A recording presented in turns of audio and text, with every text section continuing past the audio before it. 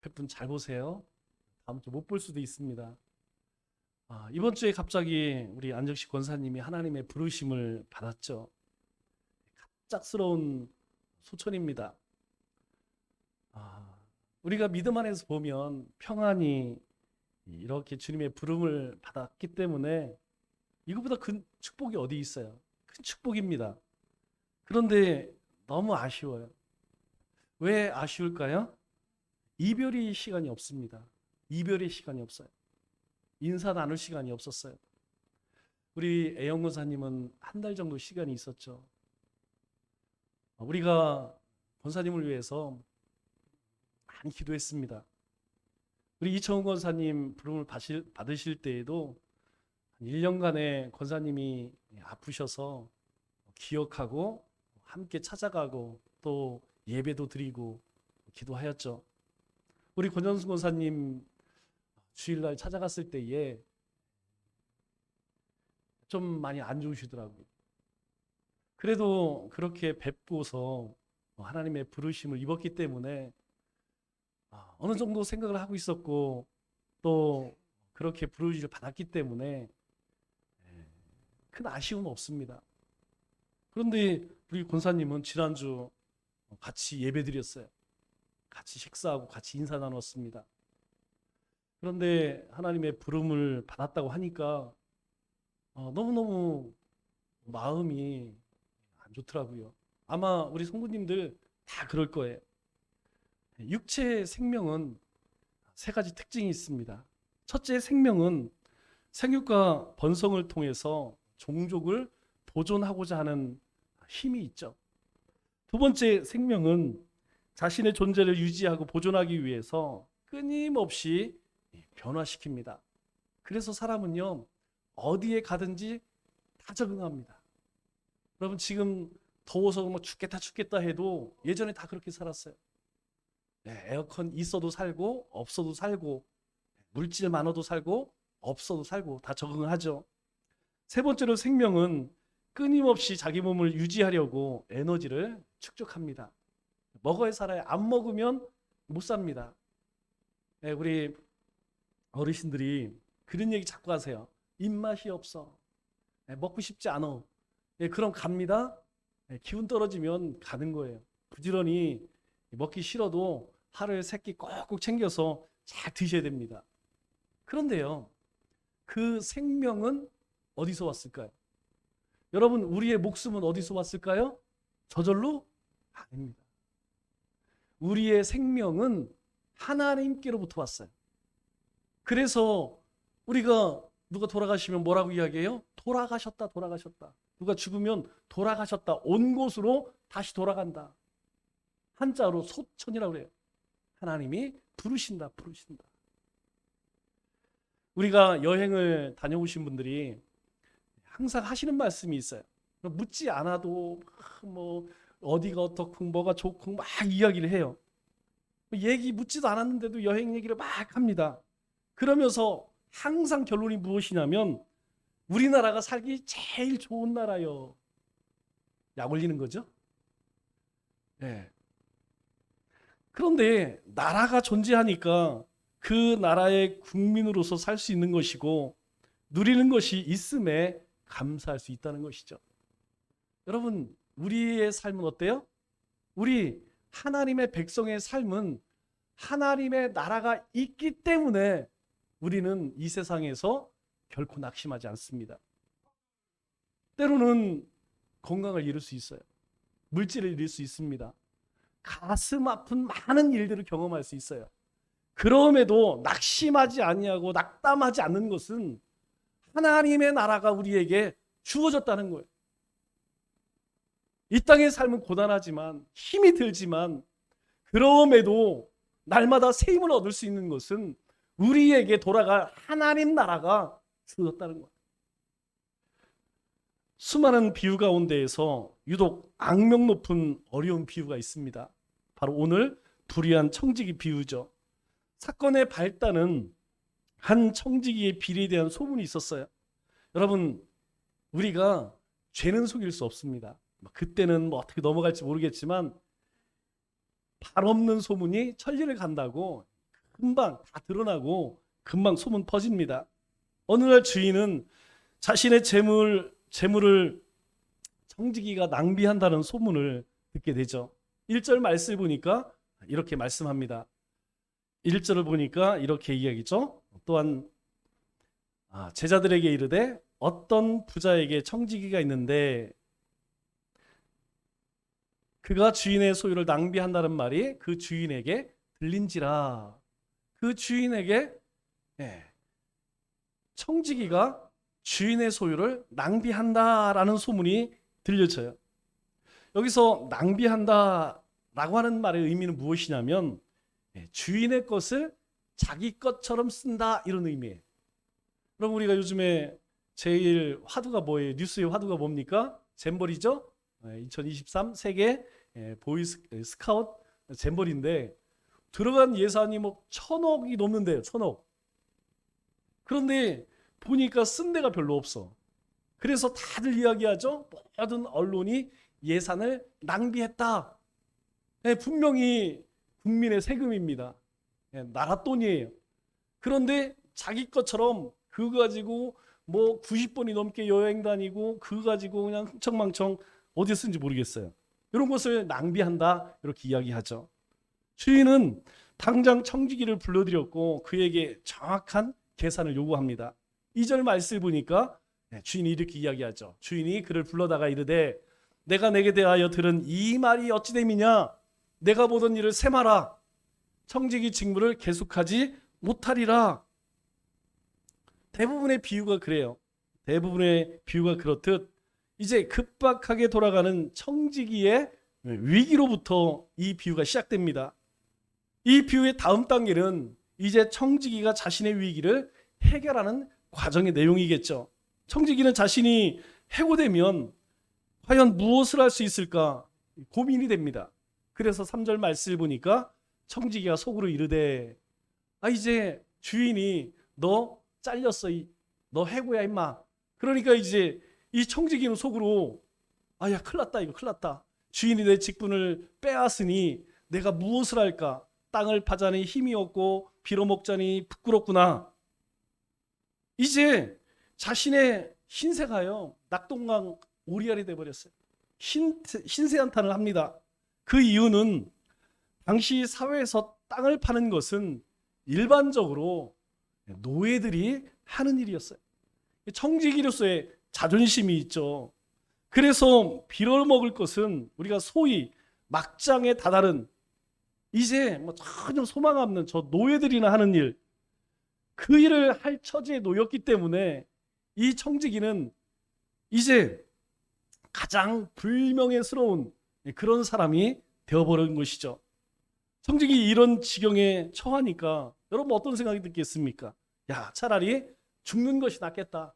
내가 저 노예들, 종들이 하는 거 그거 하느니 내가 창피해서 차라리 혀 깨물고 죽는 게 100번 낫겠다. 그런 생각이 들겠죠. 그런데 우리가 한 가지 이해를 해야 할 것이 있어요. 그것이 무엇이냐면 부자 주인과 청지기 그리고 빚진 자들이 나오는 이 비유는 당시 사회체제에 대한 기본적인 지식이 있어야만 이해가 쉽다는 것이죠. 그것이 무엇이냐면 당시 로마 제국은 후견인과 피후견인 체제로 이루어졌습니다. 그럼 이게 무엇이냐면 우리가 그런 얘기하죠. 우리가 개인적으로 자신을 가르쳐주는 사람을 멘토라고 이야기해요. 그리고 그 멘토 선생님에게 배우는 제자를 멘티라고 이야기하죠. 멘토와 멘티 관계라는 거예요. 우리나라에도 예전에 그런 관계가 있었습니다. 여러분 수양엄마, 형엄마, 수양아들 들어보셨죠? 예전에는 많았어요. 옛날에는 굉장히 어려운 사람들, 조금 사는 사람들이 수양아들, 수양딸 삼아서 많이 도와줬습니다. 입신양 여러 가지로 살 수 있도록 뭐 보살펴주는 그런 게 있었죠. 후견인은 피후견인들에게 법적이고 재정적인 도움을 줍니다. 그리고 도움을 받는 이 피후견인들은 이 후견인들, 즉 자신을 도와주는 주인에게 충성을 맹세함으로써 그들의 명예를 높여주는 것이죠. 이 체제는 당시 로마 제국의 질서를 대변합니다. 마찬가지로 이 로마의 식민지였던 이 유대 땅 이스라엘도 그러한 영향을 많이 받았다는 것이죠. 이런 시대적 배경에서 이 청지기가 낸 꾀가 무엇입니까? 그야말로 기상천외하죠. 사절로 7절 말씀을 보니까 이 청지기는 이렇게 이야기합니다. 내가 할 일을 알았도다. 그래, 내가 이제 쫓겨나면 이게 거짓골 되어서 사람들에게 망신 차라리 죽는 게 나을 텐데, 야, 한 가지 생각이 났다.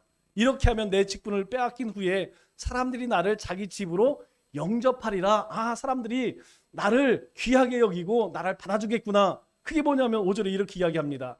주인이 빚진 자들을 일일이 불러다가 먼저 온 자에게 이르되, 그러니까 자기 주인에게 빚을 진 자들, 빚쟁이들을 다 불러서 내가 내 주인에게 얼마를 빚졌느냐?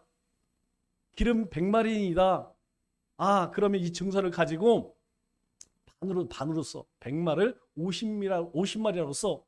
그리고 또 7절에 보니까 너는 얼마를 빚졌느냐? 예, 저는 밀 100석을 빚졌습니다. 그러면 이 증서를 가지고 빨리 고쳐. 80이라고 적어라. 주인의 명예를 실추한 이 청지기는 이제 자신이 살기 위해서 눈을 돌린 대상이 누구냐면 바로 주인의 피후견인들이었다는 것이죠. 이 청지기는 주인에게 빚진 자들을 다 불러 모아서 그들의 빚을 탕감해 줍니다. 당시 상황에서 이 청지기가 탕감해 준 이 액수는 결코 적은 액수가 아니라는 것이죠. 여러분, 기름 100마리 얼마나 들인지 아세요? 39,000리터에 돈으로 환산하면 1000데나리온, 1000데나리온이, 한 데나리온이 하루 품삯이니까 대략 3년치 월급에 되는 그런 돈이죠. 여러분, 최저임금 210만 원으로 따진다고 해도 2천만 원, 거의 6천만 원에 해당되는 그런 엄청난 액수죠. 밀 100석은 더 어마어마합니다. 여러분, 이 밀 100석은 3,000데나리온. 여러분, 3,000데나리온은 거의 대략 한 9년, 10년에 대한 연봉입니다. 우리가 하나도 쓰지 않고 먹지 않고 다 모아서 9년, 10년을 모아야 살 수 있는 그런 액수죠. 굉장히 큰 액수입니다. 여기서 다시 문제가 발생하죠. 그것은 이제 청지기가 주인이 받아야 할 빚을 자기의 멋대로 탕감해 주었고, 그것은 또다시 주인의 재산을 낭비하는 결과를 초래하게 되었다는 거예요. 첫 번째 낭비는 자기 자신을 위한 낭비였죠. 주인의 것을 마치 자기처럼 자기가 갖다가 먹고 마시고 즐기는 데 사용했습니다. 두 번째 낭비는 그 이익이 자신에게는 돌아오지 않지만 빚진 자들에게 돌아갔다는 것만 빼고는 주인에게 미치는 결과는 동일했다는 거예요. 하나는 자기가 해먹고 또 하나는 자기의 빚진 자들의, 주인의 빚진 자들을 그 빚을 받아야 할 주인의 것을 탕감함으로써 주인에게 이중으로 손해를 끼치겠다는 것이죠. 그렇다면 주인의 재산에 한 번 더 해를 입힌 이 청지기는 무사할 수 있을까요? 여러분, 만일 우리 재정부에서 그랬다고 한번 생각해 보세요. 여러분, 어떤 생각이 들까요? 한번 이게 성경에 나오는 이야기니까 뭐 그럴 수 있겠다. 그러나 만일 내 재산을 누군가에게 해먹었어. 그것도 2번씩이나. 여러분, 그 액수도 어마어마합니다. 어마어마해요.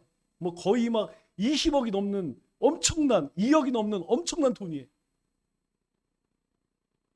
여러분, 이 청지기는 무사할 수가 없어요. 상식적으로 생각해서 무사할 수 없습니다. 그런데 이 청지기에 예기치 못한 해법에 놀라고 있을 때 더욱 놀라운 것은 주인의 반응이라는 거예요. 8절 말씀을 보니까 이렇게 이야기합니다. 주인이 이 옳지 않은 청지기가 이를 지혜롭게 하였으므로 칭찬하였으니. 아니, 주인 것도 해먹고 빚진 자들 것도 해먹고, 그런데 주인은 뭐라고 이야기하냐면 이 옳지 않은 청지기가 이를 지혜롭게 하였으므로 칭찬하였다, 이렇게 이야기해요. 이 옳지 않은 불의한 청지기가 이를 지혜롭게 했다, 그래서 칭찬을 합니다. 주인은 이 불의한 청지기를 칭찬하는데 왜 칭찬할까요? 주인은 이 청지기 첫 번째 낭비에 대해서는 뭐라고 이야기합니까? 너 끝났어, 너 잘렸어, 너 해고야, 그렇게 이야기를 해요. 그런데 이 두 번째 낭비에 대해서는 칭찬을 합니다. 여러분, 우리로서는 이해가 안 돼요. 아니, 똑같이 주인에게 해를 입힌 것인데 왜 주인은 첫 번째 책망을 하고 두 번째는 칭찬을 했을까? 같은 낭비에 대한 주인의 서로 다른 반응이 이 비유의 핵심이라는 것이죠. 그 이유가 뭘까요? 그것은 이 첫 번째 낭비는 주인의 재산에 손해를 입혔을 뿐만 아니라 주인의 명예도 실추시켰다는 거예요. 주인은 신뢰할 수 없는 도둑놈을 정직이로 세움으로써 이 주인이 어리석은 사람이 되어버렸습니다. 안목 없는 사람이 되어버렸어요. 여러분, 그 주인급 때는 주인의 친구들이 뭐라고 생각하겠습니까? 야, 너는 그렇게 보는 안목이 없냐? 야, 그놈은 생긴 게 딱 도둑놈처럼 생겼잖아. 어떻게 그런 놈을 청지기로 세우냐? 가는 곳마다 그렇게 망신살 뻗쳤을 겁니다. 그러나 두 번째 낭비는 상황이 다르다는 것이죠. 청지기로부터 탕감을 받은 사람들은 그 고마움을 누구에게 돌릴까요? 아마 주인에게 돌렸을 것입니다. 이 탕감을 통해서 또 이 빚진 자들과 중간에 마음을 써준 청지기의 관계는 아주 돈독해졌겠죠. 반으로, 그리고 20%를, 여러분, 그게 어딥니까? 더 나가서 이 탕감은 궁극적으로 예기치 않은 은혜를 베푼 주인의 명예를 드높이게 되었다는 거예요. 사람들이 뭐라고 생각했습니까? 야, 어느 집 주인은 자기에게 빚진 사람들 반으로 줄여드렸더라. 반으로 줄여줬대. 탕감해줬대. 뿐만 아니라 20%를 빚을 재줬대. 야, 그 사람 대단하네. 야, 우리는 그거 못한다. 야, 그 사람. 여러분, 그 소문이 아마 그 일대에 쫙 퍼지게 됐을 거예요. 여기서 주인이 자신의 손해를 이유로 들어서 만일 그 빚을 탕감해 준 청지기를 해고한다면 여러분, 어떤 일이 벌어질까요? 아마 모르긴 몰라도 이 주인은 삽시간에 자신의 욕망만 채우는 사람으로 소문이 날 것이고 그의 명예는 또다시 추락할 거예요. 이 사람은 청지기도 관리하지 못한 사람이 될 뿐만 아니라 사람들에게 은혜를 베풀지 않는 악독한 고리 대금업자가 되어버리는 것이죠. 첫 번째 낭비로 말미암아서 누가 위기를 맞습니까? 청지기가 위기를 맞아요. 그런데 이 청지기의 두 번째 낭비로 말미암아서 이제 그 위기는 이 청지기에서 주인의 위기로 바뀌어졌다는 거예요. 그러면 이들의 위기에서 벗어나는 방법은 뭘까요? 주인이 이 위기에서 벗어나는 방법, 또 이제 잘릴 위기에 있는 이 청지기가 위기에서 벗어나는 방법은 한 가지예요.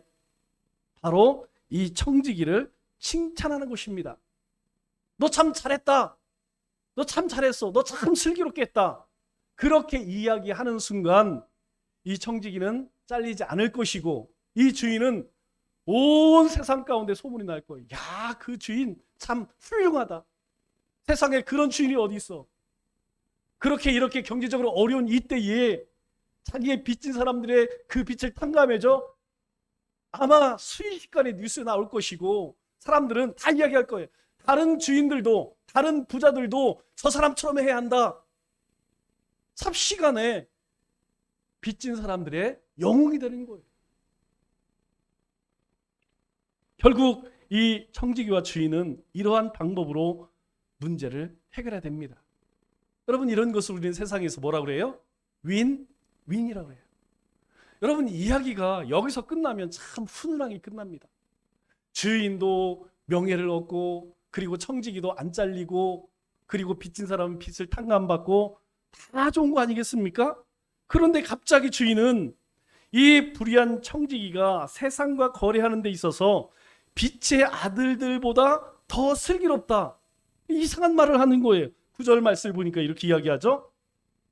이 세대의 아들들이 자기 시대에 있어서는 빛의 아들들보다 더 지혜로움이니라.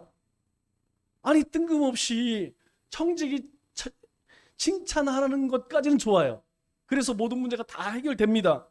그런데 갑자기 빛의 아들들에 대해서 언급을 하는 거예요. 여기서 갑자기 등장한 빛의 아들들은 누굴까요? 여러분, 이 빛의 아들들은 일반적으로 종교적 열심을 가진 유대인들을 의미하겠죠. 현대에서는 아마 우리를, 그리스도인을 의미할 것이에요. 스스로 의롭고 잘났다고 생각하는 사람들, 하나님의 은혜가 아니라 내 힘으로, 내 노력으로 성공했다고 하는 사람들, 예수 그리스도의 십자가의 그 공로가 아니라 내가 잘해서 구원받았다고 착각하는 그런 사람들, 이 끄트머리에 별다른 설명 없이 언급된 이 빛의 아들들은 이 비유에 있어서 아주 중요한 역할을 담당한다는 거예요. 이제 이 비유를 듣는 사람들은 이 빛의 아들들과 이 청지기, 이 두 사람을 비교하지 않겠어요? 야, 청지기는 이렇게 했는데 과연 빛의 아들들은 어떻게 했을까? 그리고 그 중심의 문제는 무엇이냐면 돈에 관한 문제일 수밖에 없다는 거예요. 청지기는 빚진 자들의 빚을 탕감함으로써 주인의 명예를 높였습니다. 그렇다면 빛의 아들들은 어떻게 했을까? 왜 주인은 이 말을 언급할까요? 언급하는 이유는 무엇이냐면 이 빛의 아들들이었다면 이 빛의 아들들은 자신들의 이익을 포기하지 아니할 것이고 빚진 자들의 고통 따위는 안중에도 두지 않을 것이라는 확신이 누구에 있는 거예요? 주인 마음 가운데 있었다는 거예요. 주인이 생각할 때에 이 종은, 이 청지기는 아주 지혜롭게 그렇게 위기를 모면함으로써 자신을, 주인을 그렇게 명예롭게, 그렇게 온 동네에서 정말 괜찮은 사람으로 존경받게 했는데 만일 빛의 아들들이었다면 그럴 수 없다는 거죠. 그들은 끝까지 가장 잔혹한 방법으로, 악독한 방법으로 끝까지 빚진 자들의 빚을 다 받아냈을 것이라는 것입니다. 여러분, 실제로 우리가 드라마에서 많이 보죠? 여러분, 소장농이 빚을 못 갚으면 어떻게 해요? 어떻게 해? 첫 번째는 집에 있는 살림살이 다 뺏어가겠죠? 그 다음에 자식들 뺏어가는 거예요. 그 다음에는 길거리로 내쫓아버립니다. 만일 빛의 아들들이었다면 그러했을 것이라는 것이죠. 그래서 뭐라고 이야기하면 빛의 아들들보다 누가? 이 청지기가 더 지혜롭다, 이렇게 우리에게 말씀하는 것이죠. 그렇기 때문에 주인은 이 돈을 탕감해준 청지기의 슬기로움을 돈만 쫓는 빛의 아들들의 탐욕과 비교를 시키는 거예요. 여러분, 그리스도인은 어떤 사람입니까? 우리는 어떤 사람들입니까? 사도 바울이 그렇게 이야기해요. 우리는 사나 죽으나 주님의 것이로다 라고 이야기합니다. 여러분, 우리는 살아도 주님의 것이고 이 땅을 떠나서 죽어도 주님의 것이에요. 그러면 우리는 무엇을 위해 살아갑니까? 하나님의 영광을 위해 살아가는 사람들이라는 거예요. 우리가 행하는 모든 일들, 우리 종교생활뿐만 아니라 가정생활 또 사회생활, 모든 것이 하나님의 영광을 위해 살아가는 그런 존재라는 거예요. 왜? 사나 죽으나 우리는 주님의 것이기 때문에. 그런데 사나 죽으나 주님의 것이라고 하는 하나님의 백성들이 하나님이 영광이 아닌 자기의 부귀영화를 위해 살아간다면, 여러분, 오늘 이 말씀은 우리에게 이렇게 말씀하는 거예요. 바로 그러한 사람은 지혜로운 사람이 아니다, 슬기로운 사람이 아니다, 어리석고 미련한 사람이다 라고 우리에게 말씀하는 거예요. 그렇다면 여러분, 여러분들은 무엇을 추구합니까? 여러분, 세상에서 이 빛의 아들들과 같이 그것을 붙들고 삽니까? 아니면 청지기와 같이 주인의 명예를 위해 살아갑니까? 청지기의 이 기가 막힌 전략이 슬기로움이라는 칭찬을 받게 된 것은 바로 이 때문입니다. 청지기의 슬기로움은 절대적인 의미가 아니라 상대적인 의미라는 것이죠. 그래서 9절에 뭐라고 이야기하느냐, 이렇게 이야기합니다. 내가 너희에게 말하노니, 주님이 말씀하시는 거예요. 주님을 따르는 무리들에게 이야기합니다. 불의의 제물로 친구를 사귀라, 이렇게 이야기해요. 불의한 방법으로 그들의 빛을 탕감해주는 이 비유는 불의의 제물로 친구를 사귀어라, 이렇게 설명을 덧붙입니다. 여러분, 이렇게 말씀하는 이유가 있어요. 당시에는 재물이 한정적이라고 생각했습니다. 시약에서 이 땅에 있는 모든 재물이 총량이 있다는 거예요. 우리 법칙 가운데 질량 보존의 법칙이라는 게 있어요. 여러분, 질량 보존의 법칙이 뭐냐면 질량은 바뀌지 않는다는 거예요. 이 얘기가 뭐냐면 우리 권사님이, 우리 안주식 권사님이 이제 하나님 부름 받았어요. 그런데 그 몸은 어떻게 됩니까? 화장을 하여서 사라져 버렸죠. 그러면 권사님은 존재하지 않는 거네요? 이게 아니라는 거예요. 영혼은 하나님께 갔고 육신은 화장했지만 우리 몸의 70% 해당되는 수분, 물은 다 화장하면서 수증기로 날아갔겠죠. 그래서 지금 어딘가 수증기를 있어요. 그리고 우리 몸을 구성하는 뼈나 이런 것들은 다 태워져서 재로 남습니다. 그렇기 때문에 형태만 바뀐 것이지 질량은 사라지지 않았다는 것이죠. 마찬가지라는 거예요. 이 세상에 이 재물이라는 것도 내 주머니에 있지 않으면 누군가의 주머니에 있다는 것입니다. 일정한 정도의 재물이 있고 그것을 모든 사람들이 함께 사용하고 있다는 거예요. 다만 누가 더 많이 소유하고 있느냐, 내가 더 많이 막 갖고 있느냐, 저 사람이 더 많이 갖고 있느냐. 그런데 만약 누군가가 아주 많은 재물을 갖고 있다면 그만큼 다른 사람은 어떻습니까? 다른 사람이 가질 양은 줄어들게 되는 거예요. 많은 사람들, 많이 재물을 가지면 그것을 또다시 세상 가운데 사용해야 되는데 소유만 하고 내놓지 않으면 누군가는 계속해서 궁핍해질 수밖에 없다는 것입니다. 그래서 자기의 양 혹은 적정량 이상의 재물은 다른 사람들의 몫을 차지한 불의한 재물일 수 있다는 것이에요. 여러분, 우리 서양에 가면 굉장히 좋은 제도가 있습니다. 그게 뭐냐면 노블리스 오블리주라는 말이에요. 여러분, 이게 뭐냐면 귀족의 의무랍니다.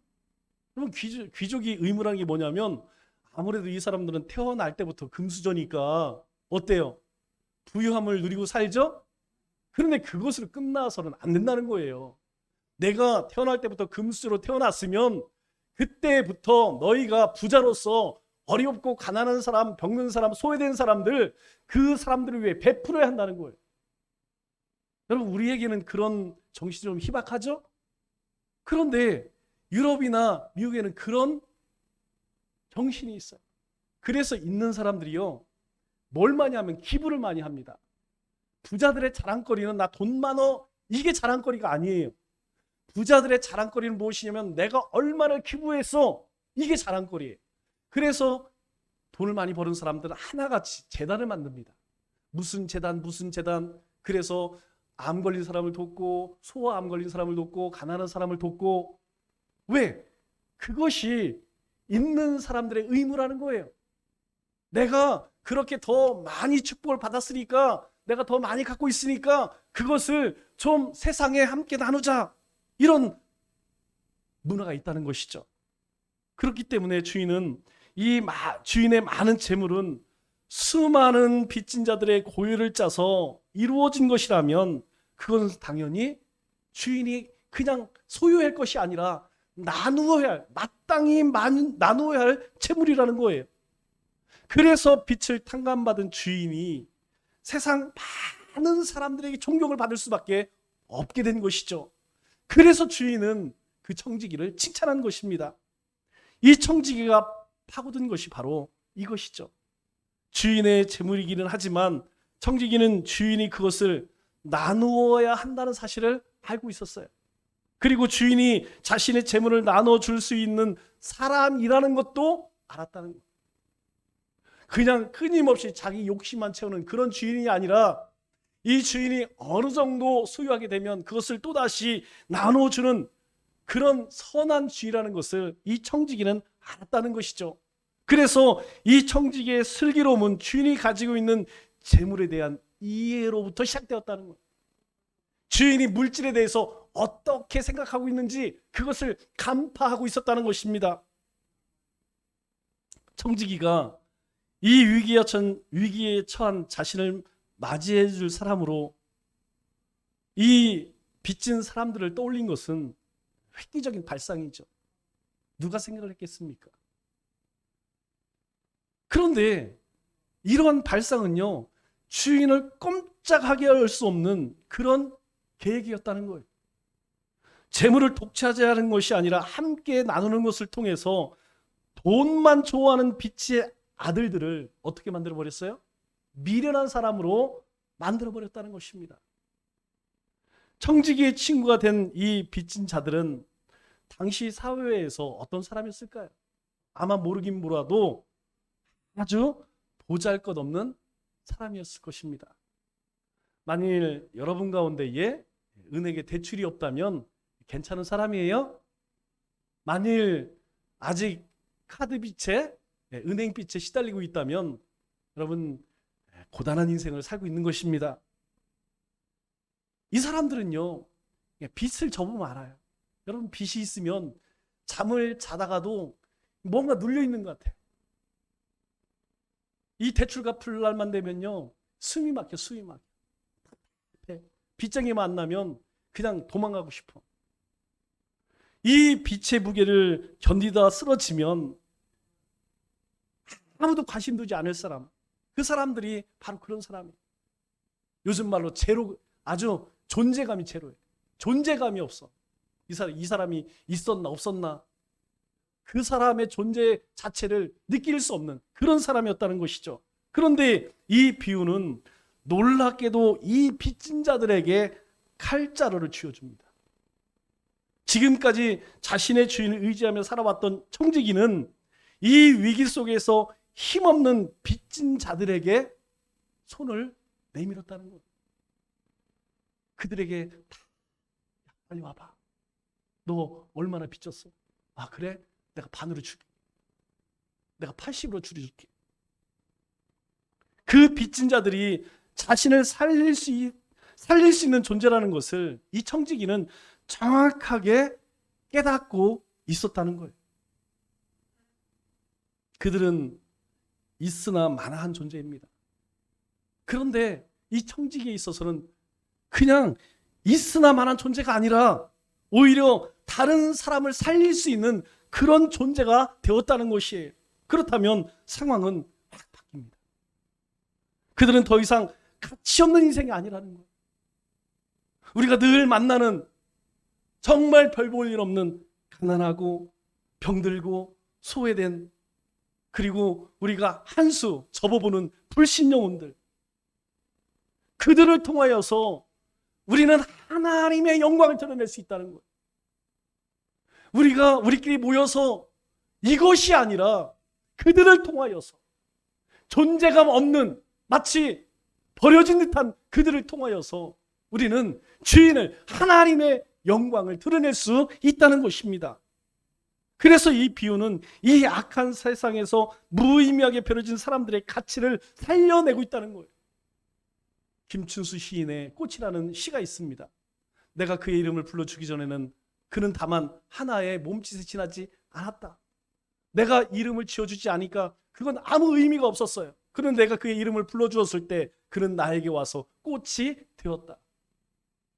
이름을 불러주기까지는 아무것도 아닙니다. 그런데 내가 이름을 붙여주니까 의미 있는 존재가 되었어요. 우리가 살아가면서 그런 거 많이 보죠. 해가 뜨는 일출을 보면서, 해가 지는 석양을 보면서 아, 해가 뜨는구나, 해가 지는구나. 여러분, 아무 의미 없어요. 그러나 내가 거기에 의미를 부여하면 그것은 새로운 존재가 되어진다는 것이죠. 하나님 나라에서는 그 누구도 배제할 사람이 없다는 것입니다. 하나님이 배제하지 않는다면 그 누가 누군가를 배제할 수 있겠습니까? 하나님께서 버리지 않는데, 하나님께서 정죄하지 않는데 누가 정죄하고 누가 소외시킬 수 있냐 하는 것이죠. 하나님 나라에서는 모두가 친구라는 것입니다. 하나님 나라는 별 볼 일 없는 사람들을 하나님의 자녀라고 불러요. 그리고 하나님의 공동체 안으로 불러드립니다. 그래서 9절 하반절에 뭐라고 이야기합니까? 그리하면 그 재물이 없어질 때에 그들이 너희를 영주할 처소로 영접하리라.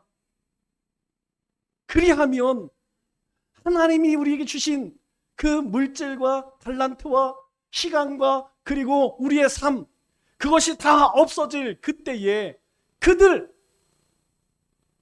세상에서 아무도 관심 두지 않았던 사람들, 무시받던 사람들, 그들로 인하여서 너희를 영주할 처소 하나님 나라에서 영접하리라. 그들을 친구로 만들면 그들로 말미암아서 영원한 처소로 영접하게 될 것이다. 이렇게 이야기해요. 여러분, 그렇기 때문에 왜 우리가 주님의 마음을 가져야 돼요? 여러분, 주님의 마음을 갖지 않으면 우리는 차별을 합니다. 이 공동체 안에서도 연세가 드신 분, 그리고 별 볼 일 없는 사람, 여러분 관심 두지 않아요. 그런데 하나님 그렇게 말씀하지 않으세요. 바로 그들이, 그렇게 별 볼 일 없는 그들이 바로 너희를 영주할 처소로 영접하는 그런 도구가 된다는 거예요. 우리가 그들에게 관심을 갖고 그들에게 사랑을 나누고 그들에게 찾아가서 함께 슬퍼하고 기뻐해 주면 하나님께서 그걸 기억하시고 하나님 나라에서 바로 우리에게 하나님의 나라를 기업으로 주신다는 것입니다. 그들은 소용없고 무가치한 빚쟁이가 아니라 바로 하나님의 생명을 담고 있는 사랑스럽고 귀중한 사람들이라는 거예요. 그래서 그들이 바로 우리의 상급이라는 것입니다. 말씀을 준비하며 그런 생각이 들어요. 우리 권사님 항상 인사할 때에 우리 신하식 권사님과 안정식 권사님은 조그마셔서 항상 허깅을 합니다. 지난주에 좀 더 세게 안아줄 걸. 그리고 한마디 이야기할 걸. 아유, 권사님 사랑합니다. 권사님 이 한 주도 잘 지내세요. 그런데 이분 저분 인사할 분이 많으니까 그런 말 못했어요. 너무너무 아쉬워. 여러분, 우리 주변에 있는 우리 지체들이 바로 우리의 상급이라는 거예요. 그들을 통하여서 너희를 영접할 처소로 영접하리라. 하나님께서 우리를 그렇게 축복하신다는 것입니다. 말씀을 맺겠습니다.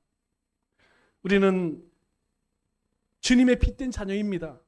그렇다면 불의한 청지기만큼 지혜롭고 슬기로울까요? 만일 그렇지 못하다면 이유가 뭘까요? 아마 그것은 하나님의 빛의 자녀임에도 불구하고 여전히 세상의 욕심과 욕망에 눈이 멀었기 때문이랄 것이죠. 바로 오늘 주인이 언급하는 빛의 아들들과 같다는 것이죠. 그래서 하나님의 관심이 더 이상 우리의 관심이 되지 못해요. 그 욕심과 욕망 때문에 하나님께서 우리에게 말씀하시는 것에 귀를 기울이지 않고 우리의 생각으로, 우리의 뜻대로 그렇게 살아가고 있기 때문이라는 것이죠.